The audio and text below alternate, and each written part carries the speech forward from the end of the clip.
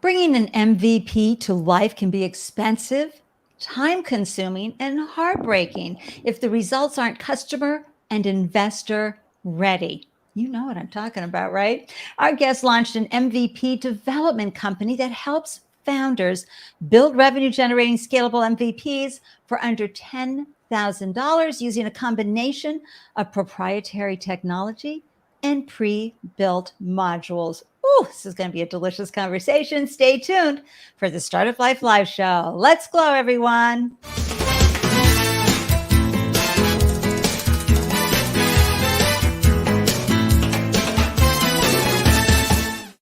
Hello and happy National Entrepreneurship Month. It's November 1st, 2022, and this whole month right here in the US is dedicated to entrepreneurship.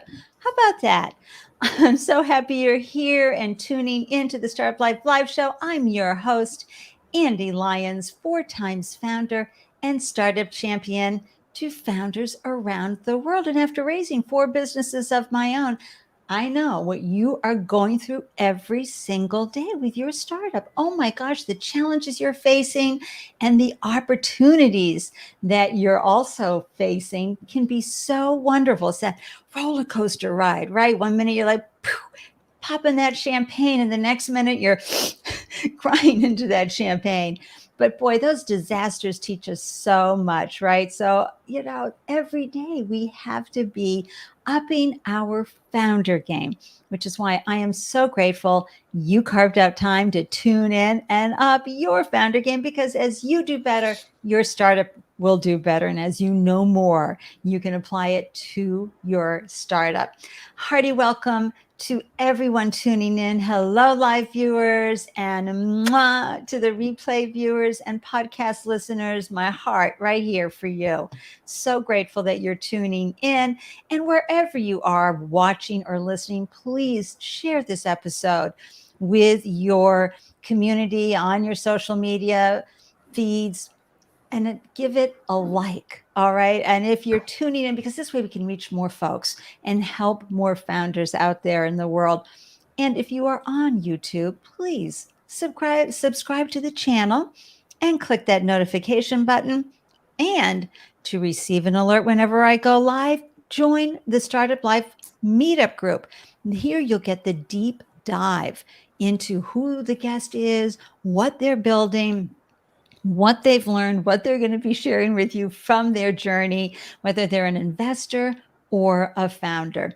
So let's have a moment. Yep, Andy-licious announcements time. There's so many wonderful things going on in the world. I can't wait to share.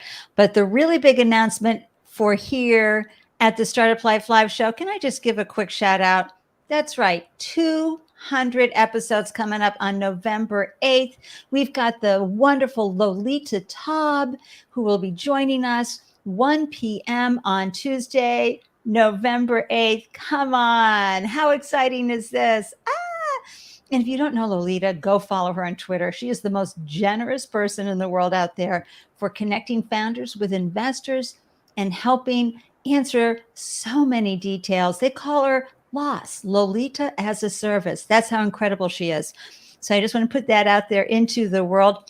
There's also today the kickoff of the wonderful documentary called Girls Just Want to Have Funds. They're raising money to wrap up this wonderful documentary film. And you know how hard it is out there with 2% or less being given to women in funding. So this is a great opportunity. Visit the link Girls Just Wanna, WANNA, have funds.wedidit. And that's wedid.it/campaigns/10889. Of course, the links are in the show notes to make it easy breezy for you. Check it out. If you got some $25 even, give some wind to their sails so we can get this important documentary film out there. Catherine Gray is the executive director. She was on the show a few months ago. She's just amazing. I also want to encourage everybody to check out Scroobius if you're raising capital. This is a platform that makes it human first, and they help you with a video pitch deck. They help you on so many levels. Be sure to use Andy15 to get a discount, and go do yourself a favor. Get some peer support that you need for your startup. And if you're loving all the advice and information you're getting here, hop on over to buymeacoffee.com/Ande Lyons. You know, I love a good breve cappuccino. So that really helps keep this quote charming personality moving forward. Big founder hug to everybody out there.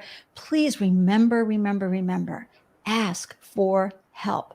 Ask for that connection you need. Ask for the introduction or some advice on something that you're facing. Please reach out in any way to me, to my guests, to the Startup Life Live community. We're all here to help each other grow and prosper and succeed.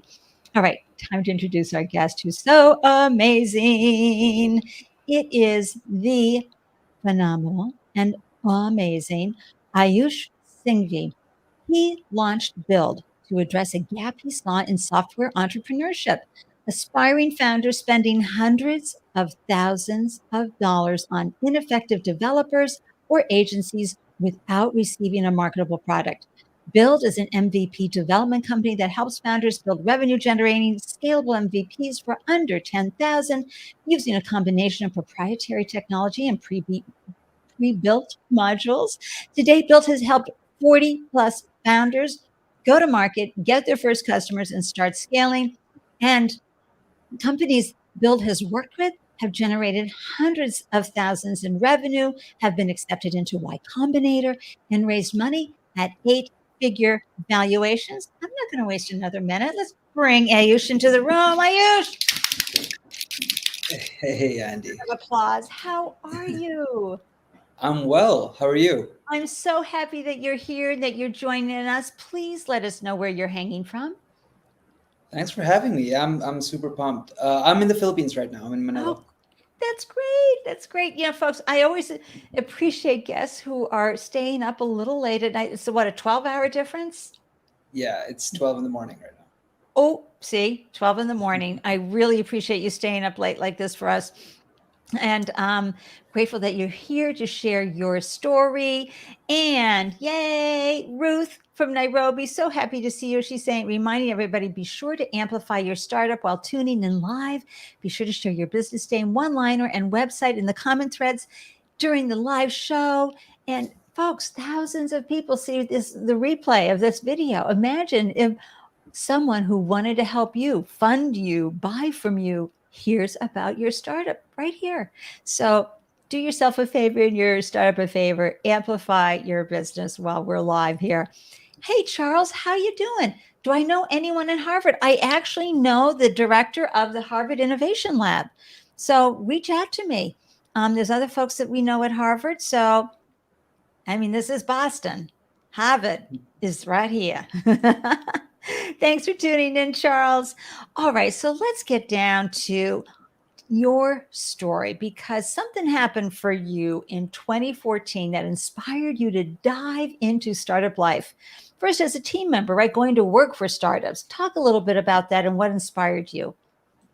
Yeah, absolutely. So I moved to New York into 2014, and I just love the energy of the place. Like everybody, so ambitious, so driven. Everybody's building something, or like just like really energized, and it's an electric vibe in that city. And I was at NYU, and they have a really good startup program there, so I spent a lot of time in the entrepreneurship lab, got to know a lot of the people and like the problems they were solving and the things they were trying to build, and it was really inspiring. And that's how I kind of started off. I just a friend made a friend there who needed some help with development, and we just ended up working together. And then that's where kind of my journey started. And then just kind of, and you got bit by the bug. You said, you Yeah. know what? I get to do a lot while I'm here, right, in this seat. And you get to wear many hats at a startup and get to bring more of yourself than you would if you were sort of put into one tiny little role in a little lane somewhere in a larger organization. So what was it that helped you and inspire you to go out on your own? Because that's a big deal, to go from employee to founder. Anybody can tell you that. It doesn't matter if you were like the number 2 person hired at Zoom or Canva or places like that. no matter what, when you go on your own, it's a whole different experience. What happened that compelled you to go out on your own? Yeah, for sure. I mean, it definitely wasn't a spontaneous decision. I thought about it a lot. And I think eventually I just realized that like it was time to do something on my own. And I had an opportunity. A friend of mine needed help with like a new product that he was building. So I thought I'd take the step and kind of do it. And I did it in February of 2020. And I'm glad I did, because if I had done it a month later, Oh, forget it. COVID shut the world down. I would have been too scared to like actually take that step. Well, New York City, Boston, we were shut down immediately. I mean, the Yeah, first week in March, things were like, uh-oh. And by the second week, nobody was going anywhere, right? right. Exactly. Exactly. Gosh, folks, there's a lot to be said for timing. So you got it launched, and then what happened? I mean, so COVID got shut down. Like, was it just you? Did you have folks helping you? And what was the business model? Yeah, the business model when we started off, it was more like a CTO as a service kind Okay. of Yep. product. But like over time, with more customer interaction, more pivots, we kind of realized that this is the direction we want to go in, and this is what kind of Yeah. is resonating most with the people we were talking to. But yeah, we had one team member that time. Now we're a team of 38 as of today. So it's like, Oh my yeah. gosh. Well, we're going to get into more details on how that happened in such a short period of time. But let's say hi to Cindy. Hi, Cindy. Thank you for sharing Linking Ventures. Phenomenal organization, everybody. First of all, connect with Cindy Guyon on LinkedIn, please, please, and visit Linking Ventures. As she says here, we help bootstrapping tech startups track their value with a series of metric-based valuations. And folks, when you go to raise money for your startup, especially right now, you're going to want to really nail down valuations, because you don't want to leave any equity on the table. You want to keep it in house. And so you don't want investors coming in and saying, well, times are tough, we're going to want more. Cindy and Linking Ventures will help you really nail this part down. And you don't know what you don't know, okay? And so you want to get the advice from a third party that's not biased on the deal. Okay, so you're in New York. You came up with this idea first as to be like a fractional CTO, chief technical officer, for a lot of, especially for the non-tech founders who can't bring on anybody full time, but it's really helpful to have somebody who knows what they're doing, who can look at their technology and go, ooh, you got to fix this here, do this, do that. But Ayush, then you saw another opening, which is, this is so exciting about startups, folks. You start up with one idea, and then all of a sudden you're like, ooh, and it's not a shiny object. You have seen a even bigger problem that needs solving, that you're seeing a lot of traction for. So talk about that transition. What was that like for you? How long had you been doing the first part of your business? And then when did you pivot more into MVP development? Yeah, I mean, I don't think there's like a specific date where we stopped doing one thing and we started doing the other. We're like the service that we provide still has elements of that first business in it, right? Where we're guiding founders and helping them understand what they need to do. But it's just like having conversations with people, and they were like, okay, well, that's great, but what I really need is like, somebody to help me like build version 1 or whatever Mm-hmm. it was. And that's how we kind of realized when we started getting more and more questions in that direction, like as we were talking to founders and as we were talking to like aspiring entrepreneurs. Yeah. So, and that's fascinating, because we hear it all the time here. I mean, I've had founders, and this will make you cry too, how, they've built out the front end and they're like, okay, let's build out the back end. Not that I really know what I'm talking about, but I kind of do. And they went to get to ask their developer, great, we've got some good traction, good feedback, let's do this now, and completely ghosted, because as they later found out, they didn't know backend from anything. So they didn't have the maturity to say, that's not a service I can provide. Oh wow. So, yeah. So that's, there's those horror stories. There's the, $50 to $100,000 on an offshore and getting it and going, I cannot even use this. And I can't believe I worked so hard to raise the money for this and now I can't do it. Yeah, I have so many questions. I just want to quickly bring up Cindy's links because here we love to celebrate, folks, people who share how we can help them. And this is for Linking Ventures. So it's linkingventures.com, early stage tech valuations. You can go to YouTube at Linking Ventures and Twitter. And for Charles, who's tuning in, Cindy, I don't know if you guys are having a side conversation, but he's got some questions for you. So you two can both connect because you're both tuning in from LinkedIn. And I know that Ruth will help you engage with each other. So now, were you still in New York or had you moved back to the Philippines at this point? Where were you geographically? Yeah, I'd moved back in March just because of COVID and the situation in New York. Sure. So you went like, okay, I'm out of here. I mean, because folks, you remember New York City, it was not a pretty sight. So I'm glad you got out of town when you could. So you made the transition from employee to founder, which is great. And you're starting to build up your team. How did you prove your value prop? I mean, here you are ready to help others prove their value proposition by creating a minimum viable product. How did you prove that Byldd had a good product market fit?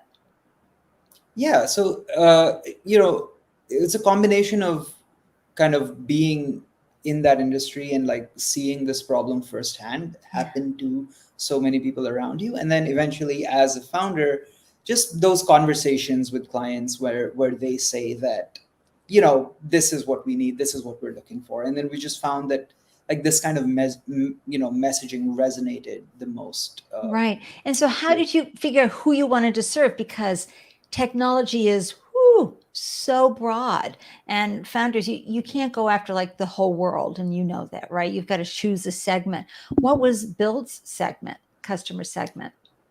Yeah, absolutely. So I think the problem that we've always wanted to solve is helping make entrepreneurship more accessible and democratize that, right? And the people that we went after were like people who had ideas or who had industry insights, or who had spotted some gaps or opportunities, and they may not necessarily have the technical expertise to like go from idea to product, in a way that made sense as a startup founder.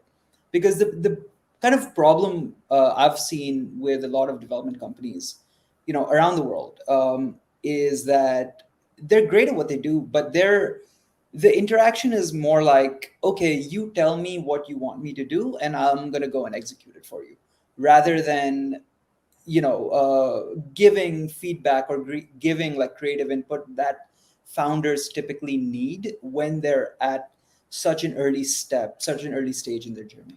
Right. And so how do you onboard folks? I mean, how do you bring them on board? How are you reaching them? First of all, are you reaching them through word of mouth? Are you buying ads? Share with Yeah, other founders how you're getting to your target market. sure. So a lot of it has been referral based. So, the people that we've worked with, like they're very happy with the work that we've done, and they've been telling their friends and other people like about us.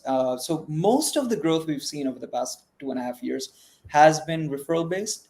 Recently, we started running ads a couple of months ago, and we've had some success with it. We're still trying to figure it out and make it like consistently well. But yeah, like the vast majority has been referral. Oh, that's wonderful. Yeah, folks, you've got to find ways, and advertising is a wonderful way to go. Sometimes you don't know if you're hitting. There's ways you could do it to track your advertising, but if you can have someone who's dedicated in-house or hire someone who's really good at this, I think you'll have results that you can measure and track. So after you launch and you start having these conversations and you realize, wow, our customers don't actually need a fractional CTO. They actually need help building an app, okay, their minimum viable product that they can then start beta testing and taking to investors and perhaps getting funded. And so what was what was it that your customers really taught you about pricing of your app? Because really to come in at such a low fee with the promise of being able to build what they need in this small period of time, I find delicious, because I've seen so many founders cry over how much it costs to build an app. But also I'm curious as to how you figured that out. Yeah. So the thesis that we started out with was that the vast majority of the work that goes into building a SaaS product is not differentiating your business, right? So, for example, your login or registration flow, that's not going to ever be a revenue driver for your product.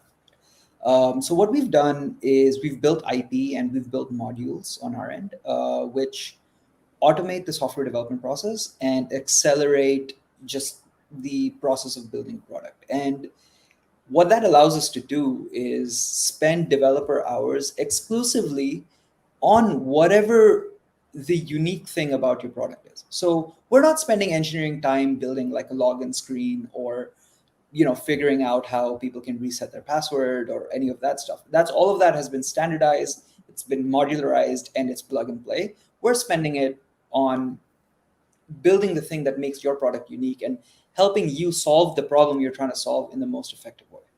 So that's why, just because it just takes less time, that's why the cost is the way it is. Understood. I love that. And that's so helpful, especially for a startup founder who has a skinny budget. And folks, a lot of the tech founders who are actually tech people, they can hop on Wix and create, something. They can do very talented. And they're like, whoa, why don't you do this? Most founders who are non-tech know just enough to give you, to hire you, but that's about it. So I love that about Byldd. So let's talk a little bit more about how you started to build the business. Did you raise money? Did you use some savings? Did you bootstrap, in the sense that you got clients on board and they paid you the fee and that kept you moving forward? Talk a little bit about that, please. Yeah, it's all bootstrap entirely Great. from day one. It wasn't profitable, like it wasn't very profitable from day one, but it has been entirely bootstrapped. So what does that look like, though? Profitable will be, and sustainable. It means that you need to get some clients on board continuously and have a funnel and have how many, people. I mean, how are you managing all of that? What have you learned in that process? It's so important, for other founders to hear how you figured that out, Ayush. So thank you so much for sharing that. Absolutely. So I think it really is about focusing on your KPIs and not letting vanity metrics get in the way of things like views or downloads or those kinds of things. Really focusing on what problem you're trying to solve, how can you solve it well enough so that you can get customers to pay you for it. And that's kind of like the main thing that we communicate to all the founders that we work with. Is like, just focus on that. All of the bells and whistles can wait.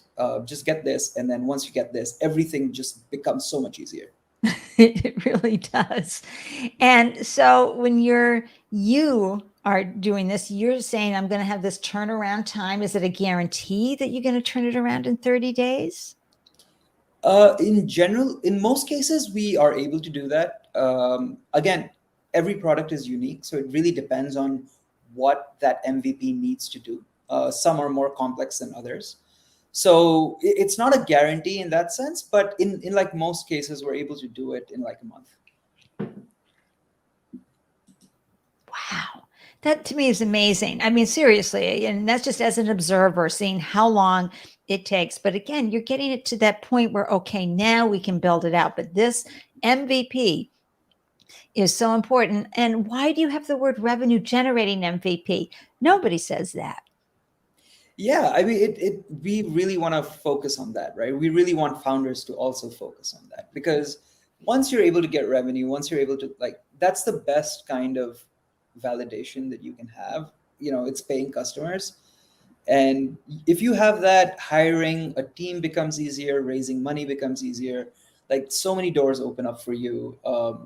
you're able to have so many more effective conversations. So I think for early stage founders, that really needs to be the goal. What do you say when you get somebody and you're sitting there going, yeah, no one's going to pay for that? Do you build it anyway?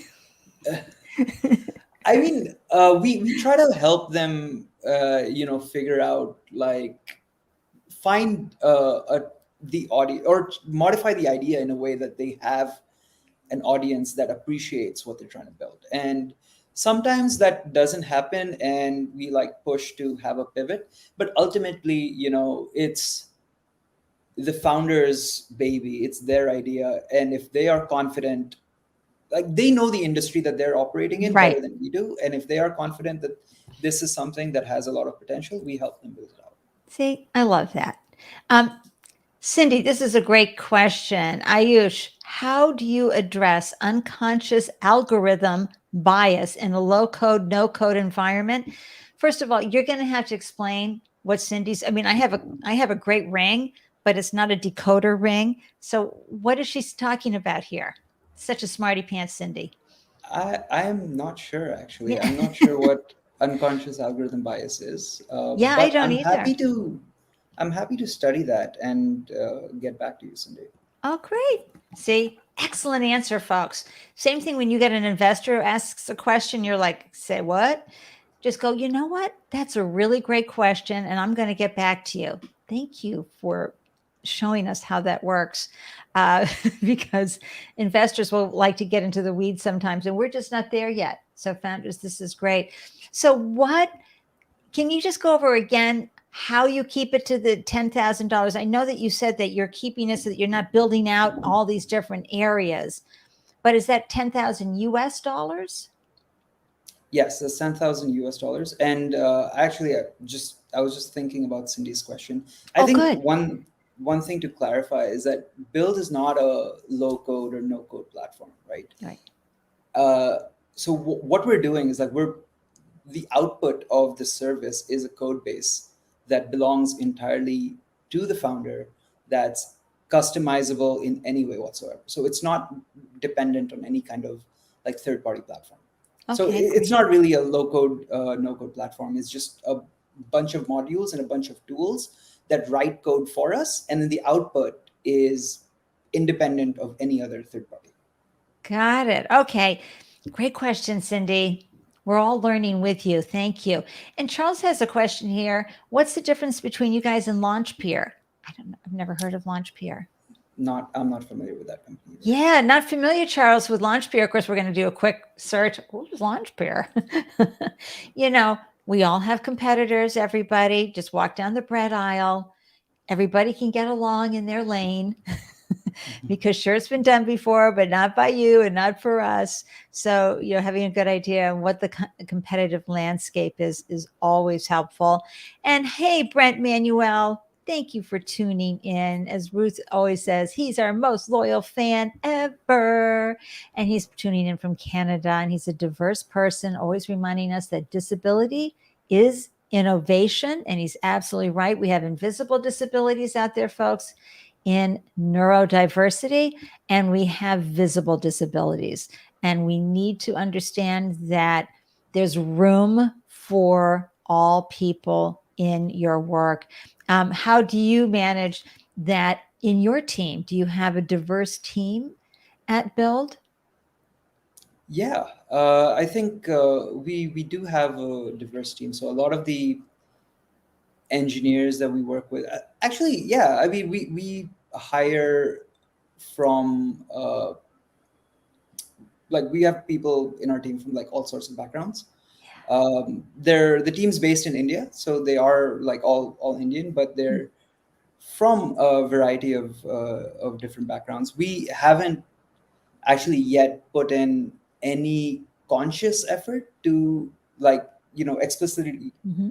hire diversely, but I think that's going to change very soon. We've recently onboarded new human resources manager who's Yay. great, and I'm super excited. And one of the things that they're going to be working on is just making sure that the culture of the company is really robust and really diverse. Oh, that's wonderful, because then you're meeting all customers' needs in the sense that you have a diverse landscape within.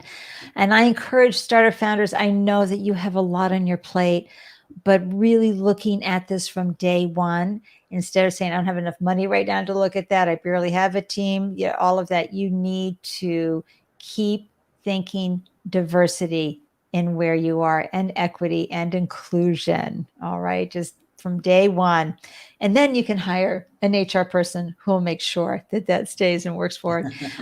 Great question, Charles. How robust are the apps? Um, I don't even know what that I'm means. biased, but I'd say pretty robust. What does robust mean when it comes to an app? Right. I think again, it depends on how you're examining it. But I think for our goal is to build something that is good enough that founders can go and sell it to customers, right? And get their first X number of customers. And that will always lead to more feedback and more innovation and more ideas. Yes. And that's kind of where what we focus on. Absolutely. And it's so important because then they can come back to you and get more features, upgrades, and become even more robust. Is that what happens? Do you have like add-ons once a client has worked with you on the initial MVP? Absolutely, absolutely. So we have teams that have been working with us for over 2 years, and the company is like 2.5 years old. Great. So yeah, that definitely happens all the time. So tell some stories, because you've helped companies that have become accepted into Y Combinator, who have been funded, who have gotten some strong valuations. Can you share a few stories with us around that? Sure. I mean, we're work with a lot of companies. The specifics are a little. Absolutely. But it's XYZ type of tech company came to you and you were there when they were like, oh boy, I wish we could get into Y Combinator. And so you helped them with giving them enough technology so that, because folks, when you get interviewed to get into Y Combinator, the folks interviewing have to understand what it is you're doing. And so you've got to have a clear, go-to-market strategy, but you've got to have something that you're showing that you're going to market with. Yeah, absolutely. So one of the companies we work with is they're a platform for buying and selling businesses, right? And the platform, what it does is it kind of digitizes that process. Yeah. Right. So we've worked with, actually, a lot of the products that we work with are from founders that have been in the industry for a while and have noticed gaps or noticed places where technology can come in. And the technology itself isn't really complex, right? It's not difficult to integrate with a bank and read your kind of financials, or with an accounting tool, read your financials and kind of create a valuation of your company or see how you're doing. But it's just not a digitized process. And a lot of the work that we do is helping those founders just kind of figure out how to plug technology in a way that the process becomes smooth. It removes pain points in that industry and just help them go to market and get those customers. That's right. Speaking of founders, happy National Entrepreneurship Month, No Fall. How are you? He's saying, God, it's a great gap in today's market due to cost and time constraints, right? So he's cheering you on, Ayush, but also he's asking me, where's your Halloween costume? That was yesterday. I was Sia yesterday. I've got my great Sia wig. I put on the black. I dance around and prance around. Awesome.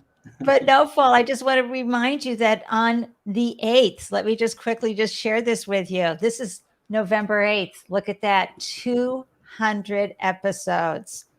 That'll be the 200th episode of the Startup Life Live Show. We're celebrating that on November 8th at 1 p.m. with the amazing Lolita Taub. She is an extraordinary founder and funder, especially in community building, LATAM and US companies. So anyway, I'm excited for that. No Fall. Hope you can come by and say hi. And look who's here. Oh my gosh, Joy Valerie, you're one of our favorite people on the planet. She helps founders streamline operations and get stuff done. And she does it in ways that work for founders, but she does so much more than that. She's just inspirational everywhere. So thanks for the claps or the high fives. There we are. Charles has a question. Are you guys in the fintech app space? Yeah, so that's a pretty broad space. So it depends on what you're trying to do. We have worked on some projects before. Like what Really, kind? like the tool I just described, which automates buying and selling businesses. To an extent, it's in the financial technology space because it connects with your, let's say, QuickBooks account and kind of produces a report and evaluates your finances in that sense. Yeah. Right. So it depends on the scope of work, or rather what you're trying to do. Feel free to reach out to me, on the website or on LinkedIn, and I'm happy to, talk to you about Oh, whatever it is that's that you're trying to build. wonderful. Okay, Charles, you can see right here how to reach him. Also, his LinkedIn will be in the show notes, and your email is, Ayush@byldd.com. yeah, very simple. We probably should have put that in the lower banner there too. That would have been wicked smart of us if we had done that. So Ayush, in the 3 years, almost, well, 2.5, right, that you've been at this, I think you've had incredible traction, and really congratulations on all that you've accomplished. To be up to 38 members of your team, that's phenomenal, helping already over 40 companies. What was a real stumbling point? Because, other founders feel so isolated and siloed. Sometimes they think all the stuff that's happening to them is them. They don't realize, no, that's part of the founder journey. Do you have a story that was just like a disaster that you thought, oh, forget it, put a fork in it, it's done. And then you got on the other side, you're like, oh, great, I figured that out. Yay. Do you have one of those stories for us? Oh, so many. But it's, Like, which one? yeah, really, I can't, but, ultimately, like, it is hard. It is really, really hard to do what a founder does. And I think that's why it's so important to have your support group with you, and like helping you out and Who's your just being support there. group? Who's your support Oh, group? everybody, my wife, my parents, Yay. friends, like everybody around me, and they've all helped me at some point in the other, right? Like it's standing on the shoulders of giants, right? Really, like you cannot do this alone. And every day there's just, your job as a founder is to solve problems, and that's your entire life, is like one problem and then go to the next problem and then go to the next problem, and then it is hard. It's problem solving lily pads, everybody. Yeah. You're not alone if you're tuning in and you think the stuff that's happening to you, trust me. And this happens for multiple founders, just like each kid doesn't come out with the same instructions, right, for raising them. It's the same thing when you have another business. It's like, what? I thought I'd be a superstar at this. And I've got a whole bunch of different problems I've never even thought about with my next startup. So please remember that. And if you ever want to see a really good TED talk on this, ping me and I'll send you the link for it because it's wonderful. Cindy's doing a shout out for 5 p.m. EST today, Breakout Room Podcast. We explore the role of IP in protecting and uncovering diversity, equity, and inclusion in design and governance. Oh my gosh, this is diving deep with guest Rashika Deer, who is a Bachelor in Science, electrical engineer, and an attorney. Come on.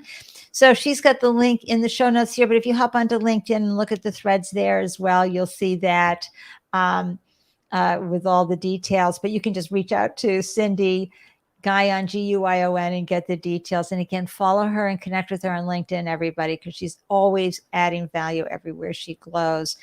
So, this journey also has taught you about having favorite resources, whether it's a book or a technology that's really helped you get organized or whatever. What advice or a special resource do you have that you could share with viewers and listeners? Yeah, I really love the Lean Startup by Eric Ries. I think that's a fantastic book. Why? I think it really encapsulates the idea of, building a company and like really focusing on what matters. and using just that kind of, having a feedback loop, really putting your customers' needs first, and using that to like build your business. Um, I That's a great book. I really like The Hard Thing About Hard Things by Ben Horowitz. I think Yeah, that's a fantastic book as well. that's a special one. And why do you like that? Tell everybody a little bit about it. It's very real problems and very real advice that you don't really think about as when you're starting out. You know, there are hard problems, hard decisions to make, and it kind of helps you get into a frame of mind to be able to make them. Yeah, I mean, I love books. I think those two are great.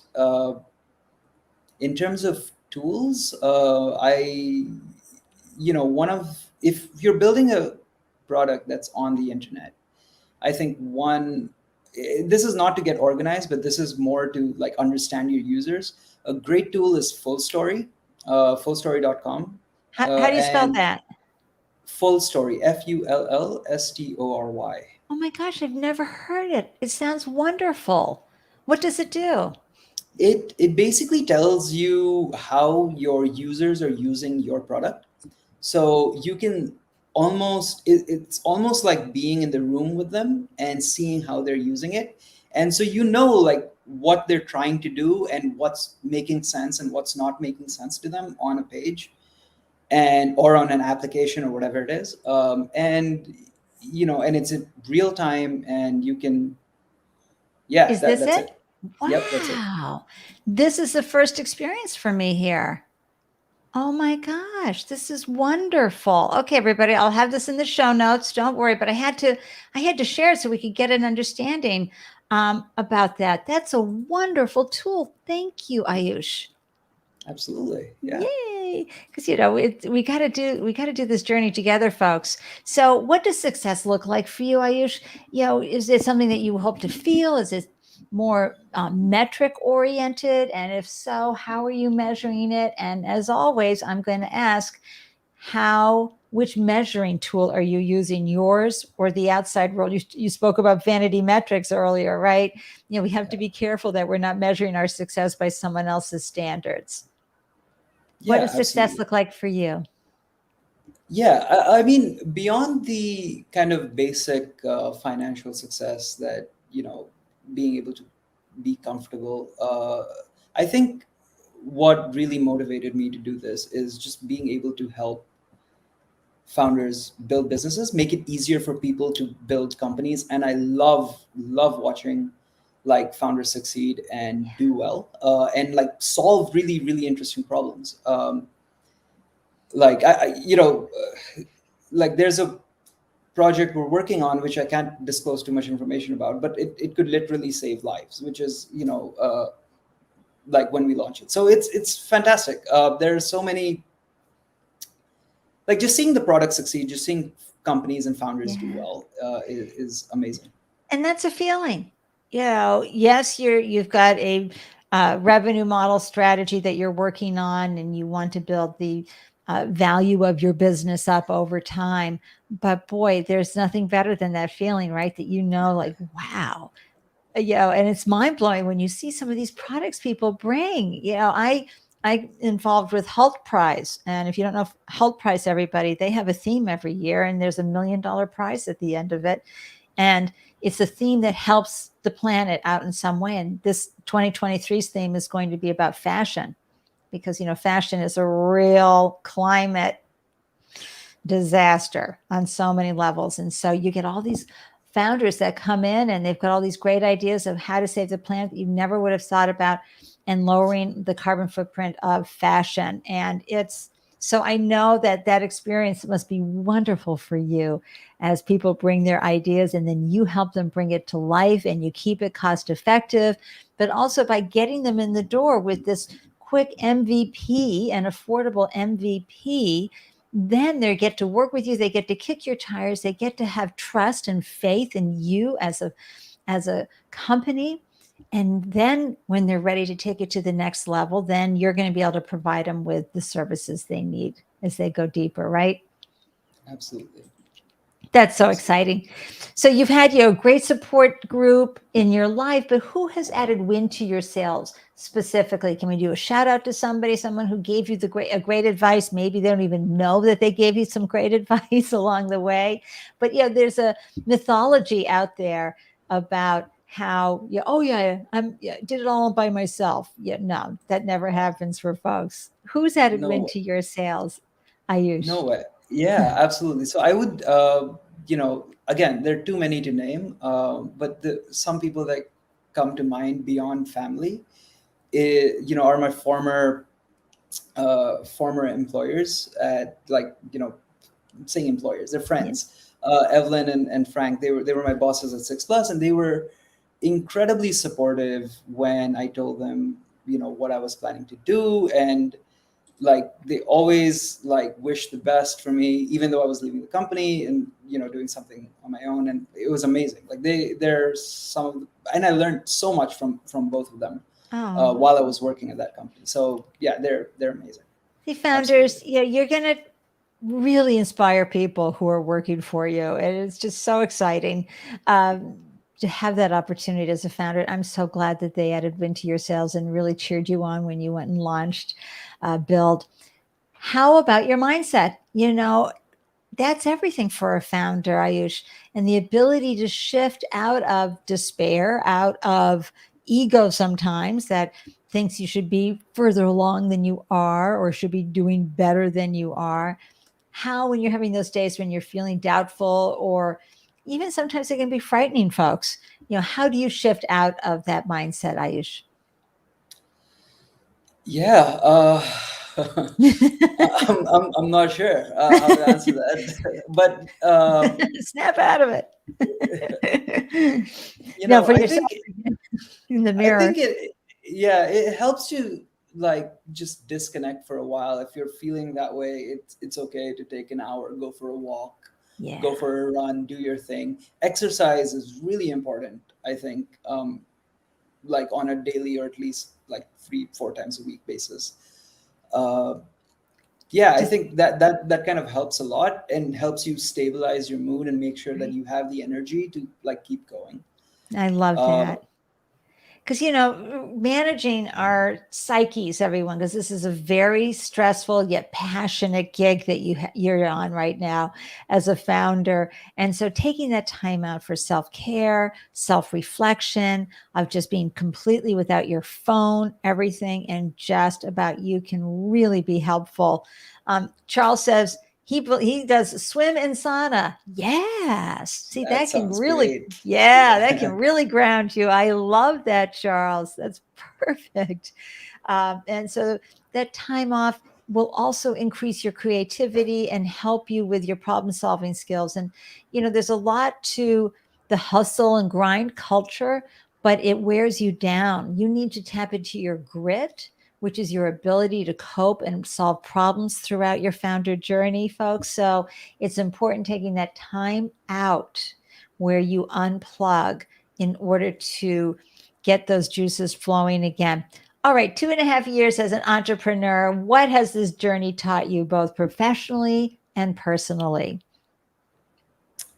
Oh wow. I think one really important thing is problems can be overcome. You have to hang in there. You have to apply your mind. Uh, you have to work at it, but you can overcome most problems that are in that show up in front of you as a founder. And in many cases, you will likely look back at that in a couple of years and think about how little of an impact that had on your entire trajectory. Maybe it's losing an important client or having to let go of somebody or not having funds for a particular initiative or project. But yeah, like problems can be overcome, and you can just work towards it. And that's what entrepreneurship has taught you, and that's personally and professionally, right there. That's Yeah. great. One last question before I pop you in the green room and wrap up the show. How may the Startup Life Lives community serve you? What hard thing are you working on? What's your ask? Yeah, absolutely. I mean, one of the things, as the company is growing, I would love advice and help from people who have been in this situation before, who are getting to a point where, like, the company's, we're a remote team, it's scaling up.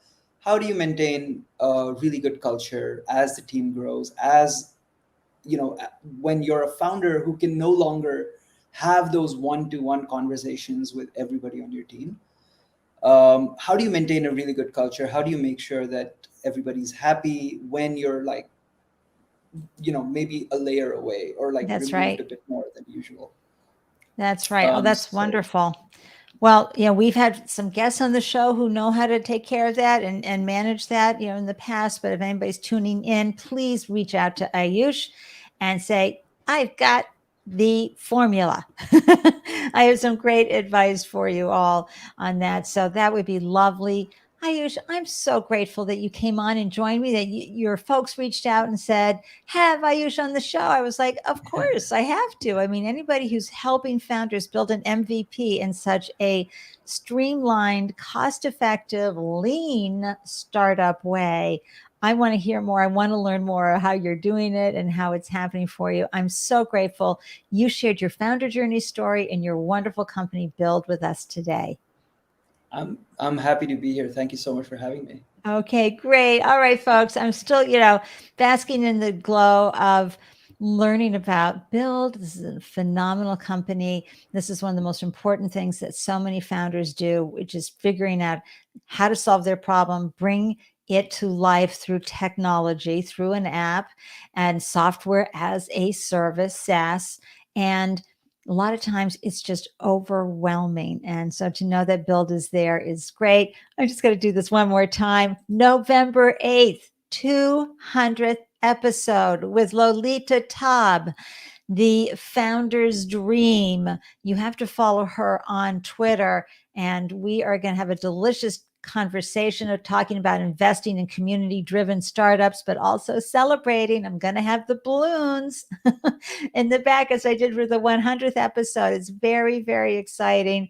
And I'm so grateful for the opportunity to tell diverse founders and funders stories here on this platform. I'm always grateful for you for tuning in and showing up. And I hope you can swing by somewhere, between 1 and 2 on November 8th, as 1 p.m. EST, and say a quick woohoo, etc. And in the meantime, let me share with you who is on next. Now, this is, a phenomenal documentary filmmaker. And folks, you know how I feel so strongly that everyone, all artists are entrepreneurs, but not all entrepreneurs are artists, right? So we have artistpreneur Sky Bergman. She's an accomplished award-winning photographer who recently made her directorial debut with a phenomenal film called Lives Well Lived. It's on PBS. You've probably seen it there. And it's a film celebrating the incredible wit, wisdom, and experiences of adults aged 75 to 100 years old. We're going to, I got to show you some of these photos. Isn't this great? I mean, my gosh. And she's won all sorts of awards. And it's really an amazing endeavor. And she figured out how to take this passion project and turn it into reality. And so we're going to hear all her amazing stories for bringing this film to life. And that is Friday, November 4th at 12 noon EST. And how do you know whenever I post a new show? You join the Startup Life Live meetup group. You can scan that QR code there, or hop into the show notes and click the link, join the group. There's 600 of us. And this way you'll get an alert whenever I post a new show, and a few hours before I go live as a reminder. You never know who's going to be talking about a story that you want to learn more about for your business. Hey, that's lovely feedback. No fall. Saying great episode. Wishing Ayush all the best. It is a niche with all the startups struggling with this pain point, cost and time for MVP. Nofal is a phenomenal mentor for folks. So go connect with Nofal on LinkedIn. He's a remarkable human and one of my favorites. When are we having coffee? And in the meantime, I'm wishing everybody a wonderful day everywhere they glow, everywhere you glow. And please know that you have it in you to do what you are doing. You're strong enough, you're brave enough. And as we say here in Boston, you're wicked smart enough. Okay. You can do hard things. I'm cheering you on here from Boston. I'll see you next time. Until then, I'm wishing you a delicious day. Mwah, everyone.